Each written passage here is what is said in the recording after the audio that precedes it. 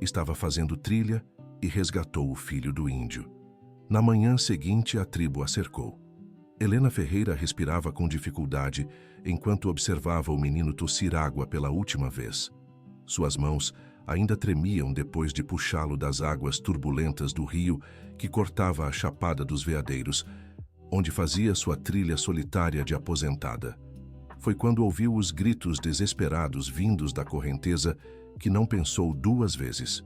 O menino de aparentemente 10 anos se debatia nas águas, já quase sem forças, sendo arrastado em direção às pedras pontiagudas. Ela mergulhou sem hesitar, nadando contra a correnteza forte até conseguir segurá-lo. Depois de arrastar o garoto para a margem lodosa, fez massagem cardíaca como havia aprendido nos cursos de primeiros socorros que sempre fazia durante as férias escolares. Quando ele finalmente abriu os olhos assustados e começou a tossir, Helena sentiu um alívio imenso. O menino tinha traços indígenas marcantes e usava roupas tradicionais coloridas com desenhos geométricos. Assim que recuperou as forças, ele se levantou rapidamente, deixou cair um colar feito de sementes aos pés dela e correu em direção à mata sem dizer uma palavra. Helena ficou ali por alguns minutos, ainda processando o que havia acontecido. Pegou o colar do chão e o examinou. As sementes eram pequenas e polidas, entremeadas com pequenos dentes de algum animal. Era um trabalho artesanal delicado. Guardou o objeto na mochila e continuou sua caminhada até o local onde havia montado acampamento, uma pequena clareira próxima a uma cachoeira.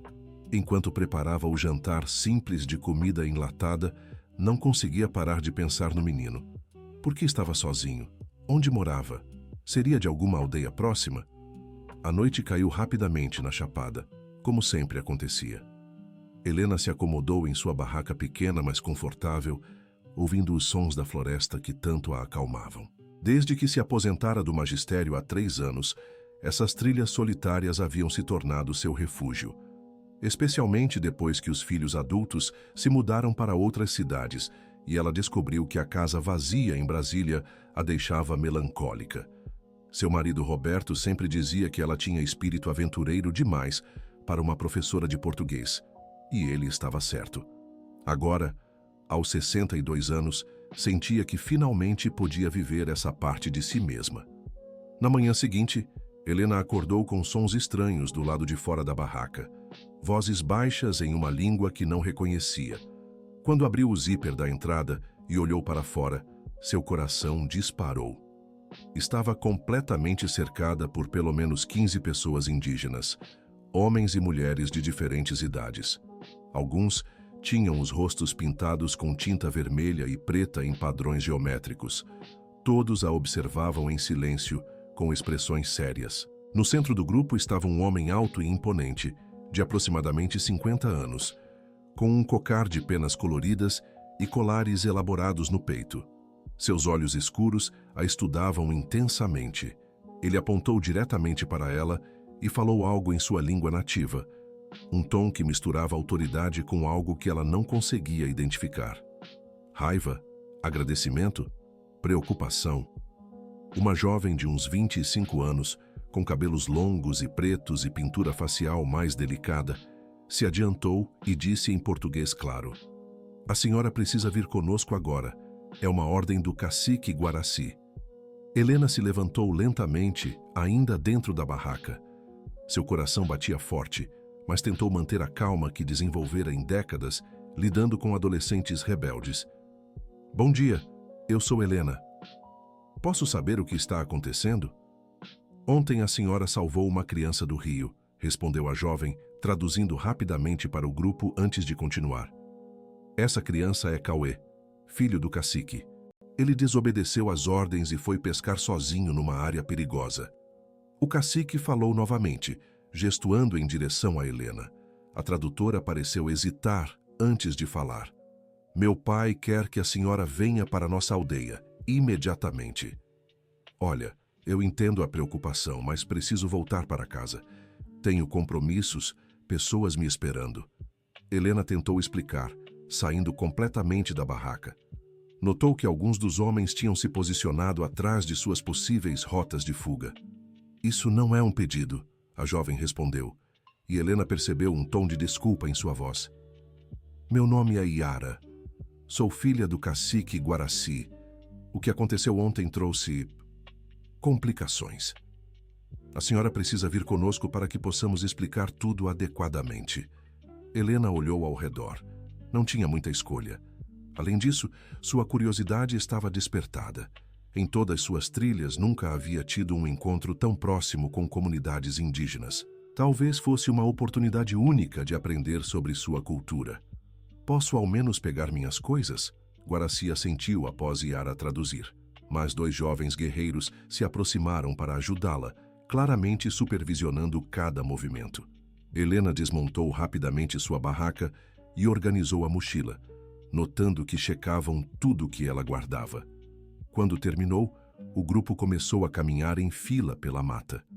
A caminhada durou quase 2 horas por trilhas que Helena jamais veria sozinha. Yara caminhava ao seu lado, explicando alguns aspectos básicos de sua tribo.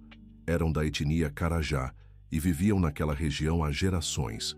Guardavam cuidadosamente os conhecimentos ancestrais e mantinham-se afastados do mundo exterior na maior parte do tempo. Por que seu irmão estava pescando sozinho se era perigoso? Helena perguntou durante uma parada para beber água. Yara olhou para o pai antes de responder. Cauê tem 10 anos e está numa idade difícil. Quer provar que já é homem, mas ainda não passou pelos rituais de passagem.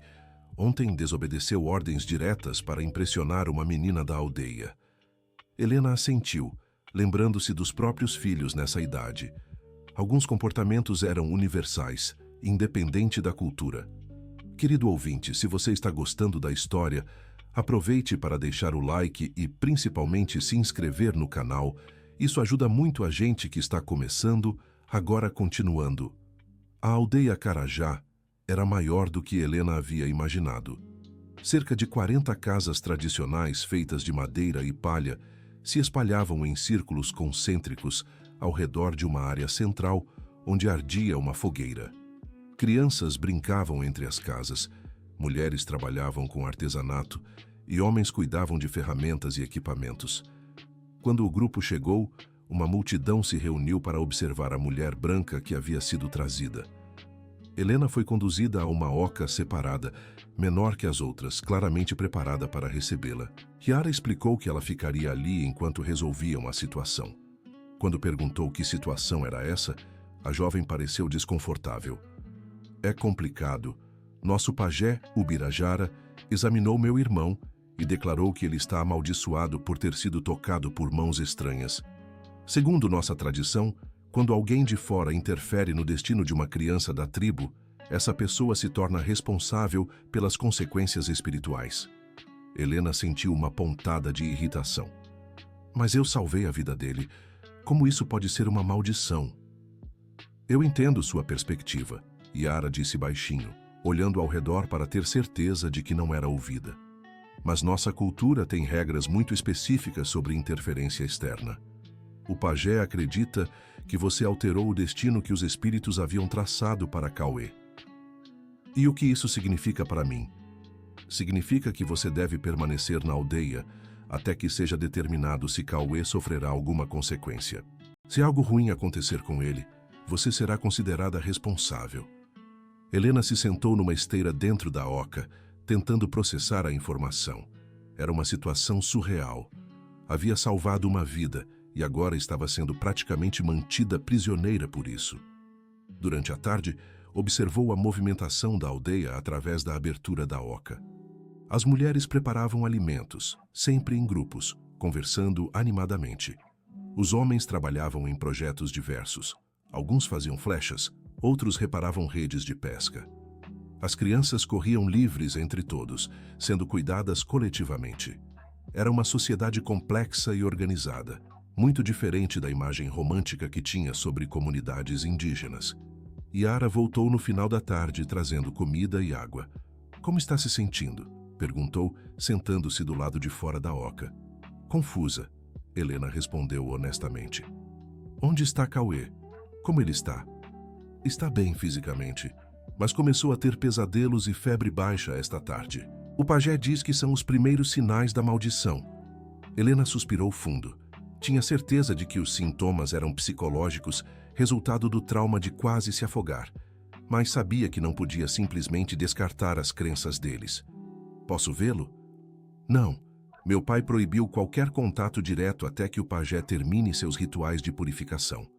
Naquela noite, Helena foi acordada por tambores e cantos que vinham do centro da aldeia. Pela fresta da oca, viu uma fogueira grande e figuras dançando ao redor. O som era hipnotizante, mas também perturbador. Ela sabia que estavam fazendo rituais relacionados a Cauê e provavelmente a ela também. Na manhã seguinte, Yara apareceu com expressão preocupada. A febre de Cauê piorou durante a noite. O pajé está dizendo que a presença da senhora aqui está intensificando a maldição. Deixe-me vê-lo, Helena pediu, se levantando rapidamente. Sou professora há 40 anos, criei 2 filhos. Sei reconhecer quando uma criança está realmente doente. Impossível. Meu pai está furioso. Alguns membros da tribo estão pedindo para que você seja afastada permanentemente. Helena sentiu um calafrio. Sabia que afastada permanentemente, em muitas culturas, podia significar coisas terríveis. E você? O que acha disso tudo? Yara hesitou olhando ao redor antes de se aproximar mais. Posso confiar na senhora? Claro. Estudei fora da aldeia quando era adolescente. Fiquei 4 anos numa escola em Goiânia, morando com uma tia que havia deixado a tribo. Aprendi sobre medicina moderna, psicologia, diferentes formas de entender o mundo. Quando voltei, foi difícil conciliar tudo o que havia aprendido com nossas tradições. Helena assentiu, entendendo o conflito da jovem. Acho que Cauê está traumatizado pelo quase afogamento, mas não posso desafiar abertamente o pajé sem criar um problema maior na tribo. Há divisões na comunidade? Sempre há. Meu tio, Cauã, irmão do meu pai, acha que nossa tribo deve se modernizar mais. Ele tem apoio de alguns jovens. Já meu pai e o pajé querem manter as tradições exatamente como eram. Essa situação com você está sendo usada pelos 2 lados para provar seus pontos de vista. Helena começou a entender que estava no meio de algo muito maior que apenas a questão da suposta maldição.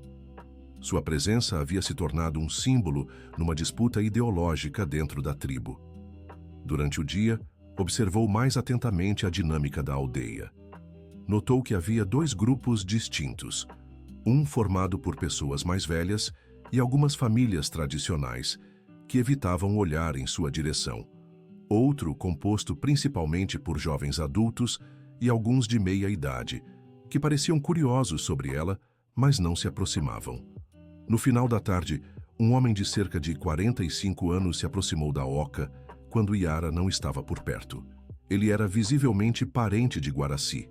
Tinham a mesma estrutura facial e porte físico, mas seu rosto tinha uma expressão mais suave. Você é Helena, a mulher que salvou meu sobrinho, disse em português com sotaque carregado. Sim, e você é Cauã, irmão de Guaraci. Quero conversar com você sobre uma proposta. Helena se aproximou da entrada da oca, mantendo distância respeitosa. Que tipo de proposta?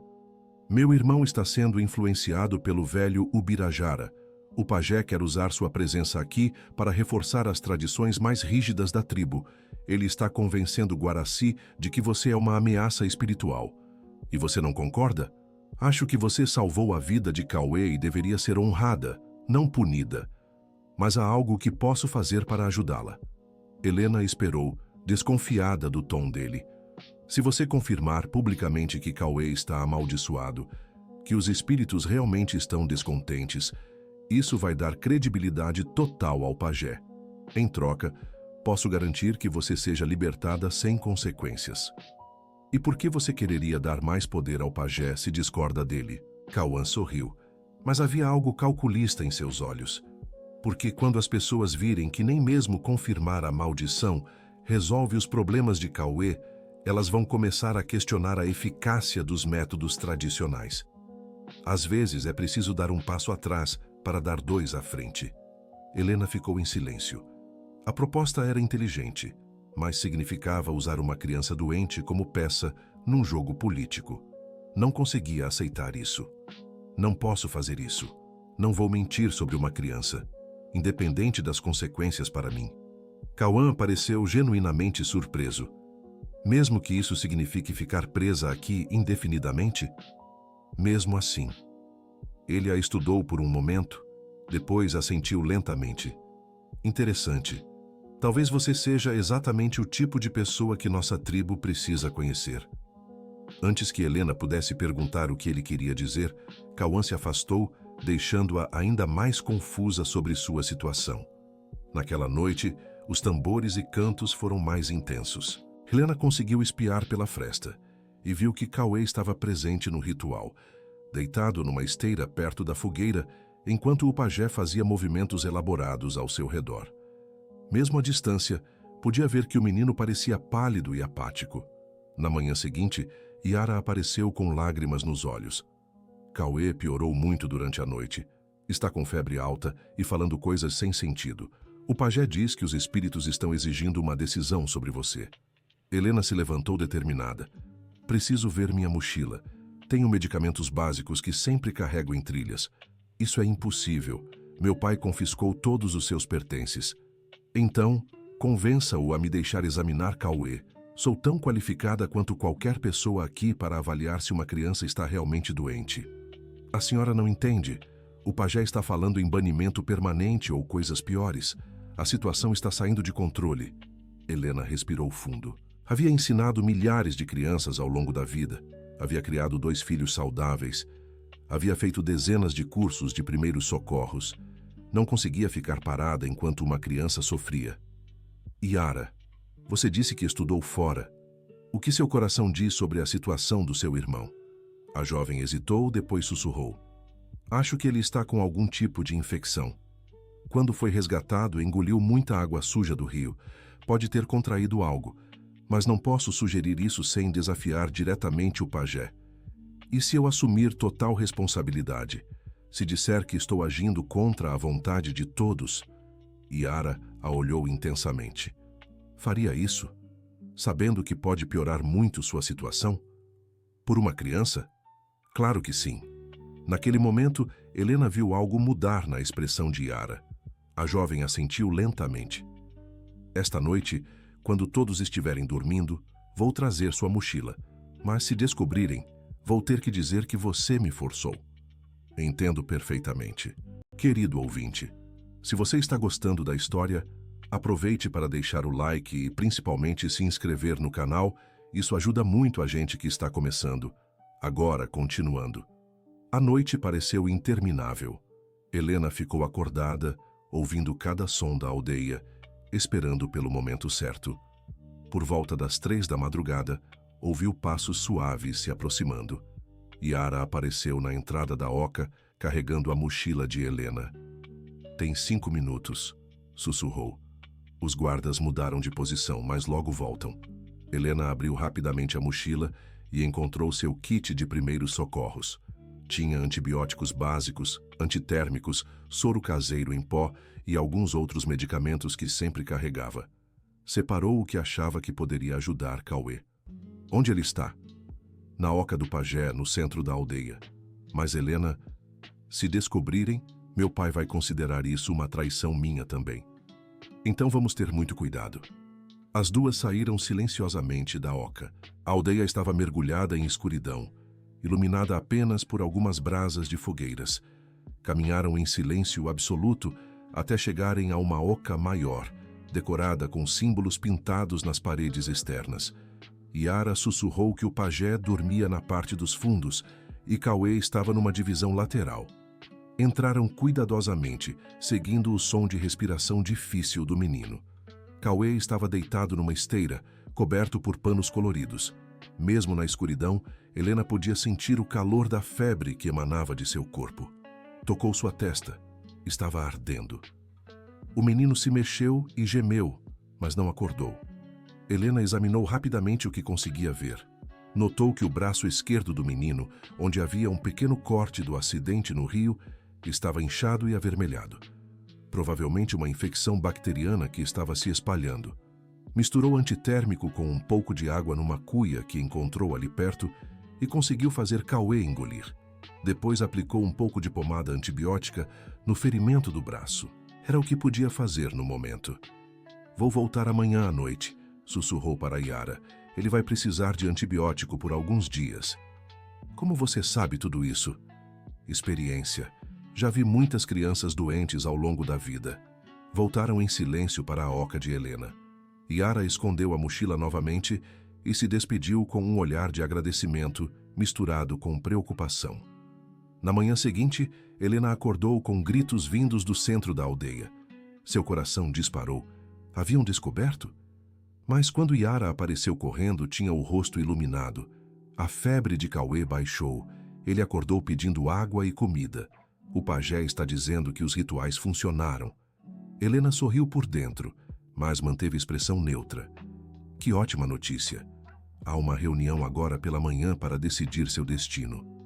O pajé está atribuindo a melhora aos rituais dele, mas alguns estão questionando por que você ainda não foi liberada se o problema foi resolvido. Durante a manhã, Helena ouviu discussões acaloradas, vindas do centro da aldeia. Vozes se sobrepunham em debate intenso, às vezes em português, às vezes na língua nativa. Percebia que a questão de sua presença havia se tornado um ponto de conflito maior na comunidade. Yara voltou no meio da tarde com notícias preocupantes. A situação está complicada. Cauê melhorou, mas o pajé está dizendo que isso prova que você trouxe espíritos poderosos para a aldeia. Agora ele quer que você fique como uma espécie de mediadora espiritual. O quê? O Birajara está convencendo meu pai de que os espíritos enviaram você aqui com um propósito, que salvar Cauê foi apenas o primeiro sinal. Ele quer que você se torne parte permanente da tribo. Helena sentiu como se o chão tivesse se aberto sob seus pés. Mas isso é absurdo. Eu tenho uma vida, família, responsabilidades. Tentei argumentar isso com meu pai, mas ele está convencido de que é a vontade dos espíritos. Cauã também está apoiando a ideia, embora por motivos diferentes. Que motivos? Ele acha que ter uma pessoa de fora permanentemente na tribo vai forçar mudanças nas tradições. Está vendo você como uma ferramenta para alcançar seus objetivos de modernização. Helena se sentou pesadamente na esteira. Estava sendo usada como peça num jogo complexo onde cada lado tinha seus próprios interesses. Ninguém parecia estar considerando o que ela realmente queria. E se eu simplesmente me recusar? Meu pai disse que isso seria interpretado como desrespeito aos espíritos. As consequências seriam severas. Yara, preciso que você seja honesta comigo. Seu pai realmente acredita em tudo isso ou está usando a situação por outros motivos? A jovem ficou em silêncio por um longo tempo antes de responder. Meu pai é um homem complexo. Ele acredita genuinamente em nossas tradições espirituais, mas também é um líder pragmático. Acho que ele vê vantagens políticas em mantê-la aqui, mas conseguiu convencer a si mesmo de que é vontade dos espíritos. E você? O que acha que eu deveria fazer? Honestamente? Acho que deveria tentar falar diretamente com ele, mostrar quem você realmente é, não a imagem que ele construiu em sua mente. Naquela noite, Helena tomou uma decisão. Quando Yara veio trazer comida, fez um pedido. Quero falar com seu pai, oficialmente. Peça uma audiência formal com o cacique. Tem certeza? Pode ser sua única chance de se explicar. Tenho certeza. Na manhã seguinte, Helena foi escoltada até o centro da aldeia, pela primeira vez desde que chegara. Uma multidão se reuniu em círculo ao redor da fogueira principal. Guaraci estava sentado numa cadeira elaborada, feita de madeira entalhada, usando seu cocar completo e colares cerimoniais. O pajé Ubirajara estava ao seu lado direito, um homem magro de cerca de 70 anos, com olhos penetrantes e uma postura que irradiava autoridade espiritual. Helena foi posicionada de frente para eles, com Yara ao lado para traduzir quando necessário. O cacique falou primeiro, sua voz profunda ecoando pela aldeia. Mulher de fora, você está aqui porque os espíritos assim determinaram. Salvou meu filho e trouxe mudanças para nossa aldeia. Agora deve aceitar o papel que o destino lhe deu.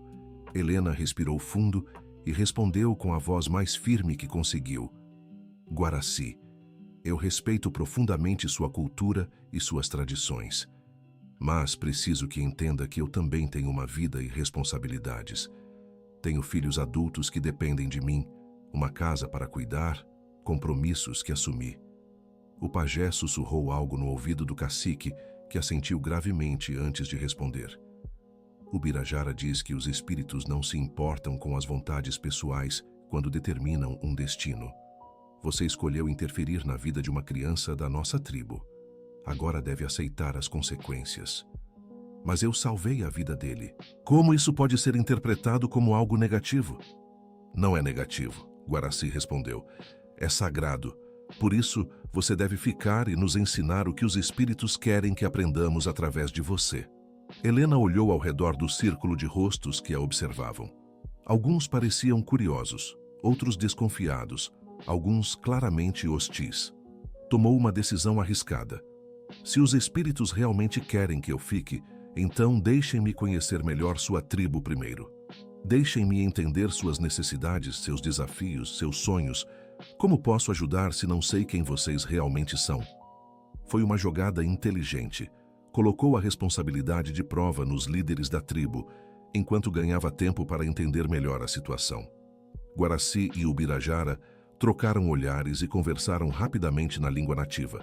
Finalmente, o cacique assentiu. Você terá uma semana para conhecer nossa aldeia. Depois disso, deve tomar sua decisão final. Helena assentiu, sabendo que havia ganhado um tempo precioso. Enquanto era escoltada de volta à sua oca, notou que Cauã a observava com um sorriso que não conseguiu interpretar. Durante os dias seguintes, Helena foi autorizada a circular pela aldeia sob supervisão discreta. Conheceu famílias, observou o trabalho diário, participou de algumas atividades coletivas. Gradualmente, começou a entender a complexidade daquela sociedade. Havia tensões reais entre tradição e modernidade. Alguns jovens queriam acesso à educação formal e tecnologia. Alguns adultos se preocupavam com a preservação da língua nativa. Alguns idosos temiam que mudanças destruíssem sua identidade cultural. Cauê estava completamente recuperado e se aproximou dela várias vezes, sempre acompanhado por adultos. O menino parecia genuinamente grato e curioso sobre ela, fazendo perguntas através de Yara sobre como era viver fora da aldeia. Helena também percebeu que havia uma anciã que a observava constantemente, mas nunca se aproximava. Era uma mulher de cabelos completamente brancos, rosto marcado por rugas profundas e olhos extremamente inteligentes. Yara explicou que era Jurema, avó de Cauê e uma das pessoas mais respeitadas da tribo. No quarto dia de sua semana de conhecimento, Helena finalmente teve a oportunidade de conversar com Jurema. A anciã se aproximou, enquanto ela observava as mulheres trabalhando com cerâmica. Você é a mulher que tirou meu neto das águas, disse em português, pausado, mas claro. Sim, e a senhora é sua avó. Yara me falou sobre a senhora. Yara é uma boa menina, mas carrega fardos pesados, assim como você. Helena olhou para a anciã com interesse. Que tipo de fardos? O fardo de ver dois mundos ao mesmo tempo, de entender que ambos têm valor, mas que nem sempre conseguem conviver em paz. Era uma observação perceptiva. Helena se sentou no chão ao lado de Jurema, que continuou. Meu neto me contou que você o carregou para fora da água como se fosse seu próprio filho. Isso não é trabalho de espíritos, é trabalho de coração de mãe. Tenho 2 filhos. Quando vi Cauê em perigo, não pensei em mais nada. Exatamente. O Birajara vê sinais sobrenaturais onde há apenas bondade humana. Guaraci vê oportunidade política onde há apenas instinto maternal. Helena ficou surpresa com a franqueza da anciã. E a senhora, o que vê? Vejo uma mulher que perdeu o marido há alguns anos e usa trilhas solitárias para lidar com a saudade. Vejo alguém que criou filhos com amor e agora se sente vazia porque eles seguiram seus próprios caminhos. Vejo uma pessoa boa que se meteu numa situação complicada por fazer o que era certo. Era uma análise tão precisa que Helena sentiu lágrimas nos olhos. Como a senhora sabe tudo isso? Porque já vivi 78 anos e aprendi a ler pessoas. Você não é diferente de qualquer mãe da nossa aldeia, exceto pelas circunstâncias que a trouxeram aqui. O que a senhora acha que eu deveria fazer? Jurema ficou em silêncio por um longo tempo, observando o movimento da aldeia. Acho que você deveria conversar com meu filho sobre as verdadeiras razões pelas quais quer mantê-la aqui. E acho que deveria conversar com Cauê sobre o que realmente aconteceu no rio. O que quer dizer? Meu neto está escondendo algo sobre aquele dia, algo que pode mudar toda essa situação. Naquela noite, Helena pediu para Yara arranjar uma conversa particular com Cauê. A jovem hesitou, mas concordou em ajudar. Por volta da meia-noite, trouxe o menino discretamente até a oca de Helena. Cauê entrou timidamente, ainda usando as roupas tradicionais coloridas que Helena lembrava do dia do resgate. Ele se sentou numa esteira, evitando olhar diretamente para ela. Cauê, quero que saiba que não estou brava com você por nada. Só quero entender melhor o que aconteceu naquele dia no rio. O menino assentiu, mas continuou em silêncio. Sua irmã me disse que você foi pescar sozinho para impressionar uma menina. É verdade? Cauê balançou a cabeça negativamente, surpreendendo Helena. Então, por que foi ao rio sozinho? O menino olhou para Yara, que o encorajou a falar. Finalmente, com voz baixa, ele respondeu. Eu ouvi meu tio Cauã conversando com homens estranhos perto do rio. Eles falavam sobre nossa terra, sobre coisas que não entendi. Fui espionar e acabei escorregando na pedra molhada. Helena e Yara trocaram olhares preocupados. Que tipo de homens? Yara perguntou. Homens brancos com roupas da cidade. Eles tinham papéis e faziam desenhos da nossa área. Meu tio estava mostrando lugares para eles. Helena sentiu um calafrio. Aquilo soava como reconhecimento de terra para invasão ou desenvolvimento. Você contou isso para seu pai? Cauê balançou a cabeça. Tio Cauã me disse que se eu contasse alguma coisa, coisas ruins aconteceriam com nossa família. Disse que eu era muito novo para entender negócios de adultos. Helena agora compreendia por que Cauã estava tão interessado em mantê-la na aldeia e em usar a situação para seus próprios fins. Provavelmente queria mudanças na tribo para facilitar algum tipo de negócio com pessoas de fora. Cauê, isso é muito importante. Você precisa contar para seu pai o que realmente aconteceu. Mas meu tio?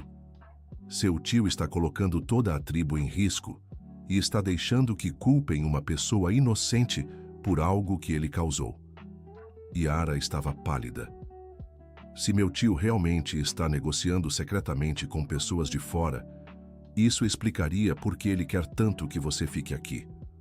Uma pessoa de fora permanente na tribo seria vista como prova de que já estamos integrados com o mundo exterior. Helena assentiu. E facilitaria justificar qualquer futuro desenvolvimento na área. O que devemos fazer? Yara perguntou. Primeiro, Cauê precisa contar a verdade para seu pai. Segundo, precisamos descobrir exatamente o que Cauã está planejando. Na manhã seguinte, Yara levou Cauê para falar com Guaraci. Helena ficou esperando ansiosamente na oca, ouvindo vozes alteradas vindas do centro da aldeia. Por volta do meio-dia, Yara voltou com expressão sombria. Meu pai está furioso. Convocou uma reunião de emergência com todos os homens adultos da tribo. Cauã está negando tudo, mas Cauê manteve sua versão. E agora? Agora você se tornou testemunha involuntária de uma disputa muito maior. Se Cauã realmente está planejando algum tipo de desenvolvimento na nossa terra, sua presença aqui pode ser usada como evidência de que já aceitamos integração com o mundo exterior. Helena compreendeu que sua situação havia se tornado ainda mais complexa. Não era mais apenas sobre tradições espirituais ou política interna da tribo. Era sobre a preservação da terra deles. Durante a tarde, a tensão na aldeia era palpável. Homens se reuniam em pequenos grupos, discutindo em voz baixa. Mulheres cuidavam das atividades diárias, mas com expressões preocupadas. Crianças pareciam sentir que algo importante estava acontecendo, mesmo sem entender exatamente o que. Por volta do pôr do sol, Guaraci apareceu na oca de Helena, acompanhado por 2 guerreiros. Sua expressão era grave, mas não hostil. Helena, preciso fazer algumas perguntas sobre o que você observou em suas trilhas antes de chegar ao nosso território. Claro. Viu homens estranhos na região? Carros, equipamentos, atividades que pareciam suspeitas? Helena pensou cuidadosamente.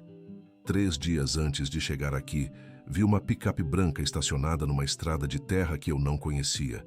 Tinha equipamentos na caçamba que pareciam ser de topografia ou medição. Achei estranho porque a área é supostamente preservada. Guaraci assentiu gravemente. Isso confirma o que Cauê nos contou. Meu irmão está envolvido com pessoas que querem nossa terra. O que vai acontecer agora? Isso depende de você. Helena ficou confusa. De mim? Se você confirmou que viu atividades suspeitas antes de chegar aqui, isso prova que você não faz parte do plano de Cauã. Mas também significa que sua presença aqui pode ser usada por ele para justificar que já temos relações com o mundo exterior. Então, qual é a solução? Há 2 opções. Primeira, você fica conosco permanentemente, mas como aliada genuína da tribo, ajudando a proteger nossa terra. Segunda, você vai embora, mas leva consigo informações sobre o que descobriu e nos ajuda a denunciar as atividades ilegais de fora. Helena percebeu que finalmente tinha opções reais, não imposições. E se eu escolher a segunda opção, não haverá consequências espirituais ou represálias? O pajé Ubirajara ainda acredita que os espíritos a trouxeram aqui com um propósito. Mas conversamos e concordamos que esse propósito pode ser proteger nossa terra, não necessariamente viver aqui. Era uma saída diplomática, que permitia ao pajé manter sua interpretação espiritual enquanto oferecia a Helena uma escolha genuína. Posso ter uma noite para pensar? Claro. Querido ouvinte, se você está gostando da história, aproveite para deixar o like e principalmente se inscrever no canal. Isso ajuda muito a gente que está começando. Agora continuando. Naquela noite, Helena refletiu profundamente sobre suas opções. Ficar na aldeia permanentemente seria uma mudança radical de vida, mas também uma oportunidade única de viver uma experiência que poucos tinham. Por outro lado, voltar para sua vida anterior, mas com uma nova missão de ajudar a proteger aquela comunidade, também tinha seu valor. Pensou em seus filhos adultos que viviam suas próprias vidas e raramente a visitavam. Pensou em sua casa vazia em Brasília, em suas aposentadorias sem propósito claro. Pensou também em Cauê, Yara, Jurema e todas as pessoas que havia conhecido ali. Na manhã seguinte, pediu para falar novamente com Guaraci, mas desta vez queria que toda a tribo estivesse presente. A reunião foi organizada para o meio da tarde. Toda a aldeia se reuniu no centro, formando círculos concêntricos ao redor da fogueira. Helena se posicionou no centro, olhando para os rostos que haviam se tornado familiares nos últimos dias. Guaraci, Ubirajara, pessoas da aldeia.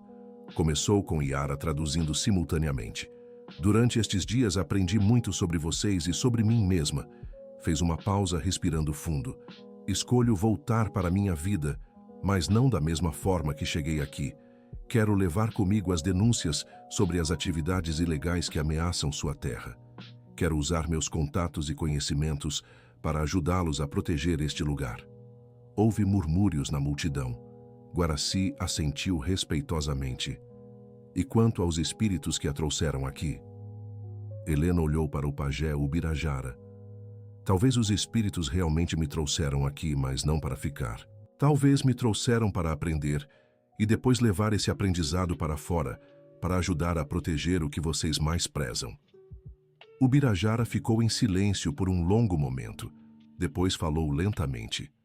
Yara traduziu. Ele diz que os espíritos trabalham de formas misteriosas, que talvez proteger nossa terra seja realmente mais importante que manter você aqui fisicamente. Helena sorriu e continuou.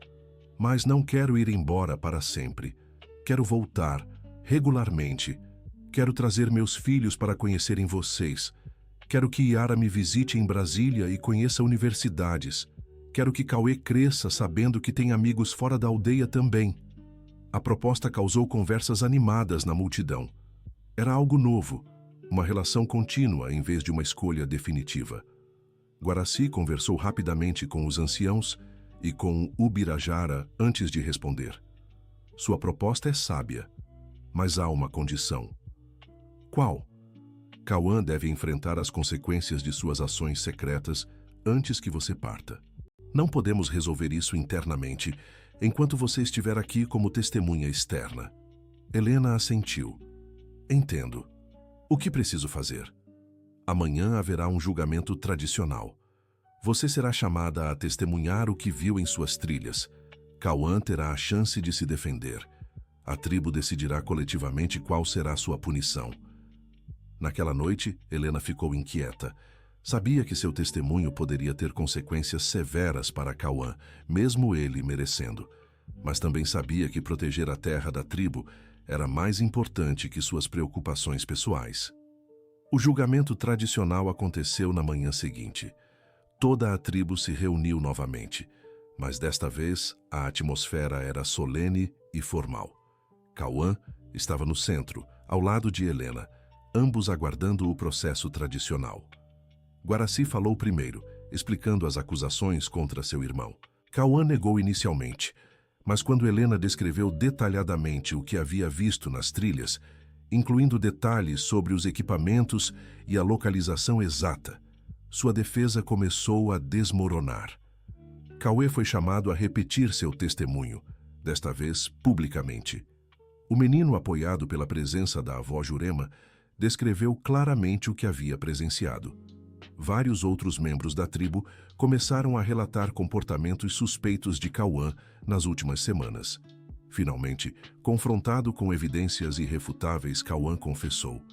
Explicou que homens de uma empresa de desenvolvimento o haviam procurado meses antes, oferecendo dinheiro em troca de informações sobre a terra da tribo. Ele havia se convencido de que seria benéfico para a comunidade se modernizar e ter acesso a dinheiro. O julgamento durou o dia todo. Diferentes pessoas expressaram suas opiniões sobre a punição adequada. Alguns queriam banimento permanente. Outros acreditavam em redenção através de trabalho comunitário. Helena foi convidada a opinar como testemunha externa.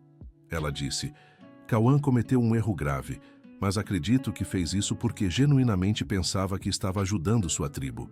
A punição deve ensinar, não apenas castigar. Jurema, a anciã, falou por último. Sua palavra tinha peso especial na comunidade.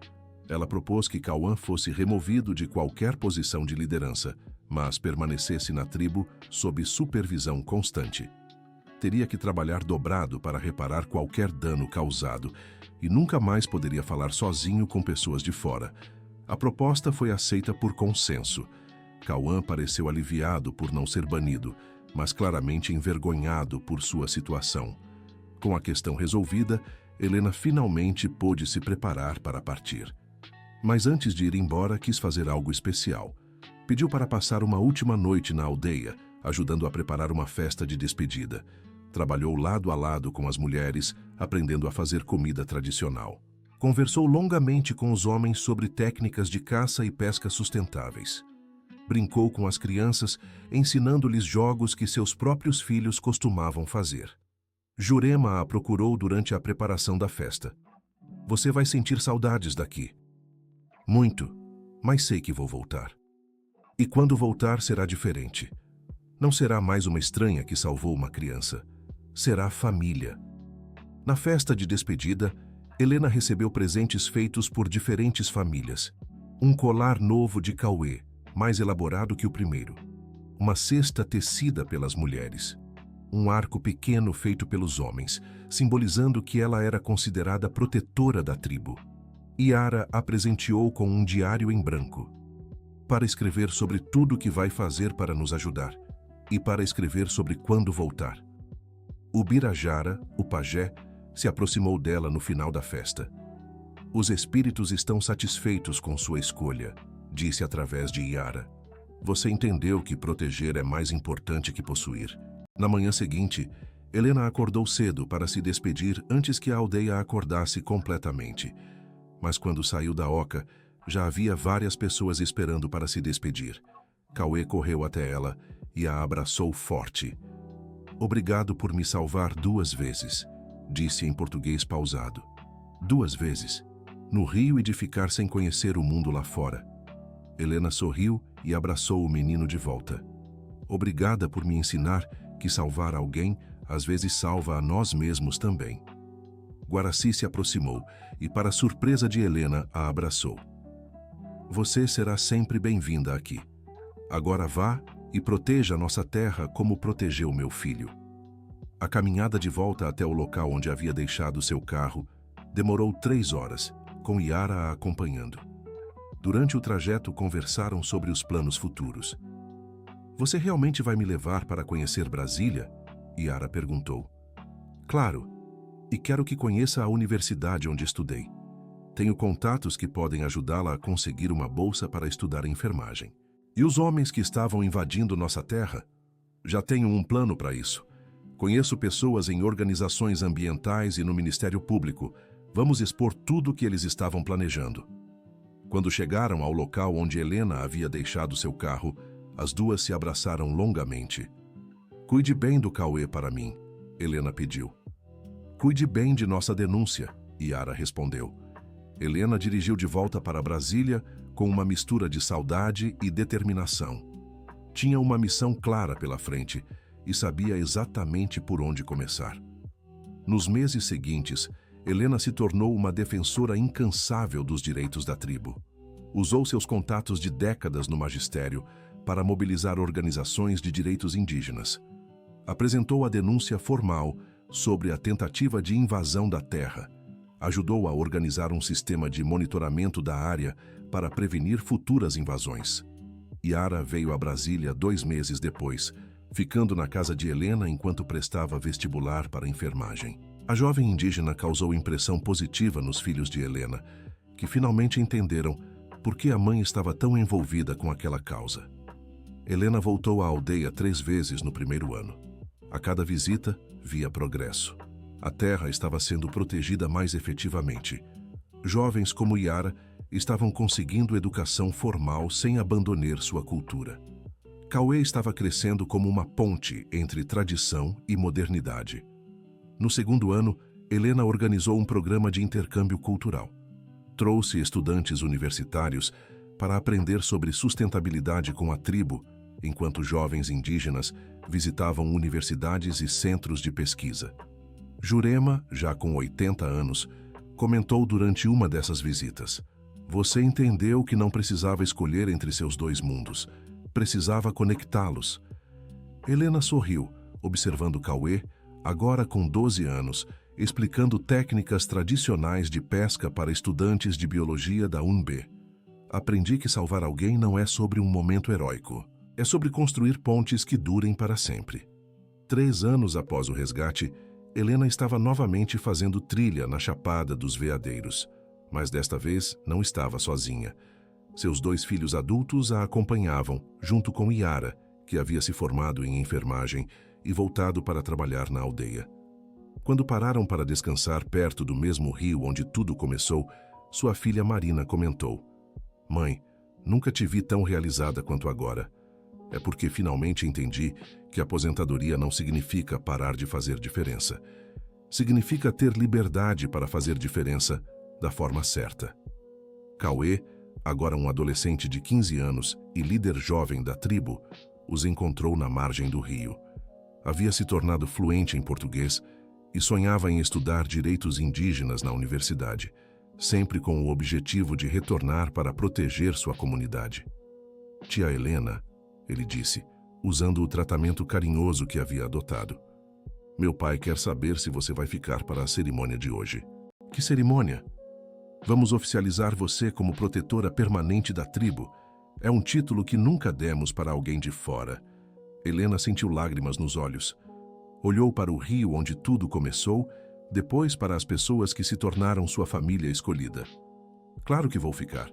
Naquela noite, em uma cerimônia íntima, mas significativa, Helena recebeu um novo nome na língua carajá, Ixamburã, que significava aquela que protege as águas. O Birajara explicou que o nome reconhecia não apenas o resgate de Cauê, mas toda a proteção que ela havia proporcionado à tribo desde então. Guaraci fez um discurso emocionado. Helena não apenas salvou meu filho, salvou nossa terra, nossa cultura e nosso futuro. Nos ensinou que preservar tradições não significa isolar-se do mundo, mas escolher cuidadosamente como se conectar com ele. Cauã, que havia cumprido sua punição e trabalhado duro para reconquistar a confiança da tribo, se aproximou de Helena no final da cerimônia. Obrigado por me dar uma segunda chance também. Aprendi que modernização sem sabedoria é destruição. Helena assentiu. Todos merecemos segundas chances quando estamos dispostos a realmente mudar. Quando a festa terminou e Helena se preparava para voltar para casa, Jurema a chamou para uma última conversa. Você sabe que sua história vai ser contada por gerações aqui, não é? Espero que seja contada de forma que inspire outras pessoas a construir pontes em vez de muros. Será. E sabe por quê? Porque sua história prova que heroísmo verdadeiro não está em gestos grandiosos, mas em escolher fazer o que é certo, mesmo quando é difícil, e depois trabalhar todos os dias para tornar esse gesto em algo duradouro. Anos depois, Helena publicou um livro sobre sua experiência chamado As Águas que Conectam, uma professora, uma tribo e o verdadeiro significado de salvar. Todos os lucros foram destinados a um fundo educacional para jovens indígenas. O livro se tornou leitura obrigatória em cursos de antropologia e direitos indígenas em várias universidades. Mas, mais importante, inspirou dezenas de outras iniciativas de proteção ambiental e cultural pelo país. Cauê se formou em Direito aos 24 anos, defendendo uma tese sobre conflitos territoriais indígenas.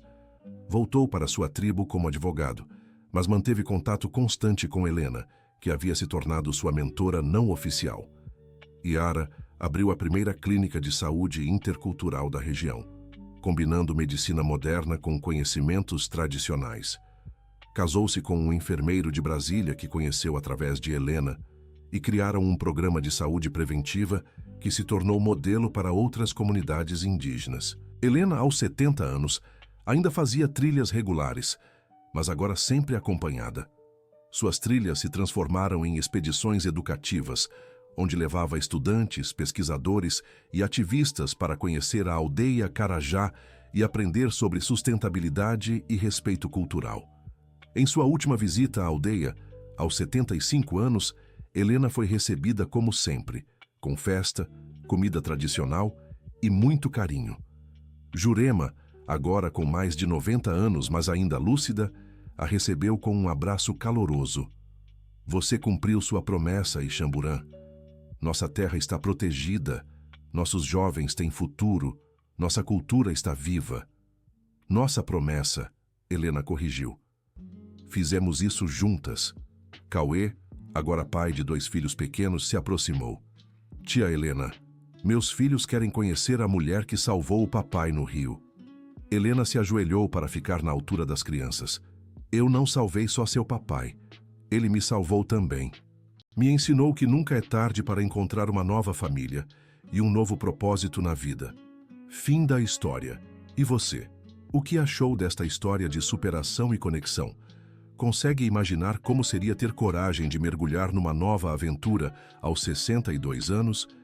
Deixe nos comentários qual parte mais te emocionou e se conhece alguém que, como Helena, transformou um gesto simples numa missão de vida. Sua opinião é muito importante para nós. Não esqueça de deixar seu like e se inscrever no canal para mais histórias que tocam o coração.